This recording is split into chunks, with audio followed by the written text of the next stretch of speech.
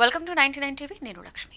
కర్ణాటకలో గత వారం రోజులుగా సాగిన రాజకీయ థ్రిల్లర్ తాజా సిగ్నల్ చూస్తుంటే అంత కూల్ అవుతున్నట్లుగానే కనిపిస్తోంది. సీఎం కుర్చీ కోసం సిద్ధరామయ్య, డీకే శివకుమార్ మధ్య నెలకొన్న పవర్ స్ట్రగుల్ ఢిల్లీ హైకమాండ్ ను గట్టిగా షేక్ చేసింది. 2023లో ఘన విజయాన్ని సాధించిన వెంటనే తీసుకున్న 2.5 ఏళ్ల పవర్ షేరింగ్ డీల్ ఇప్పుడు మళ్లీ హాట్ టాపిక్ గా మారింది.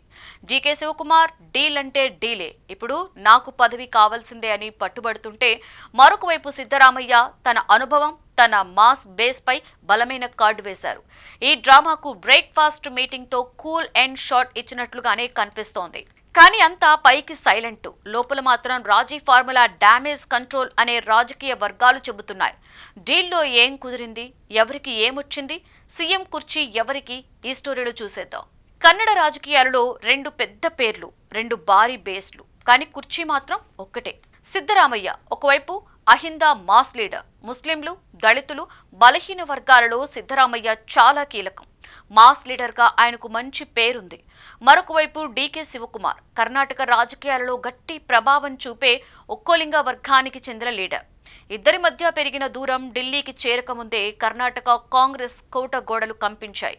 అధిష్టానం ముందుంచిన పాత ఒప్పందం, సీఎం పదవి 2.5 ఏళ్లు చెరొక వైపు. ఇదే ఇప్పుడు స్ట్రగుల్ సెంటర్. ఏ ఒక్కరికి మద్దతిచ్చినా మరో కులం దూరమవుతుందని కాంగ్రెస్ భయపడింది.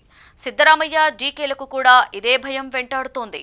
ఈ నేపథ్యంలో ఢిల్లీలో చాలా సుదీర్ఘ చర్చలు, చాలా మంది మధ్యవర్తులు. కానీ ఒప్పందం మాత్రం ఒక్కటే, 2 వర్గాలు శాంతిగా ఉండాలి. పార్టీ గ్రాఫ్ పడిపోకూడదు, ఇమేజ్ దెబ్బతినకూడదు.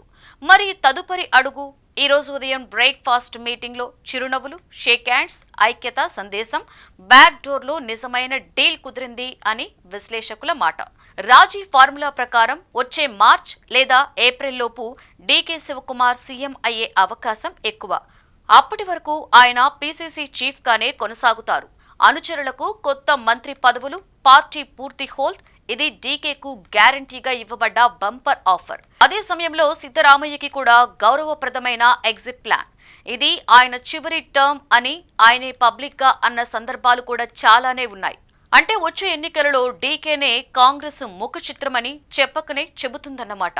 అహింద మద్దతు ఉన్న సిద్ధరామయ్యను తొలగిస్తే, ఒక్క లీగల గల బేస్ ఉన్న డీకేను పక్కన పెడితే ఏ కులం కాంగ్రెస్ నుండి దూరమవుతుందో చెప్పలేని పరిస్థితి. ఇదే పెద్ద బెంగ.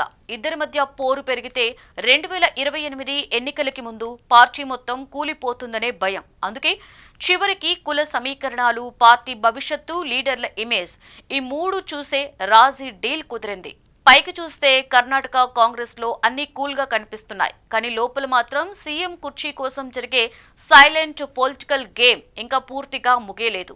మార్చ్, ఏప్రిల్ తర్వాతే అసలు క్లైమాక్స్ తెలుస్తోంది. ఎవరు ఊహించని ట్విస్ట్ వస్తుందా, లేక డీకేనే కర్ణాటక సింహాసనం మీద కొత్త అధిపతిగా అవతరిస్తారా?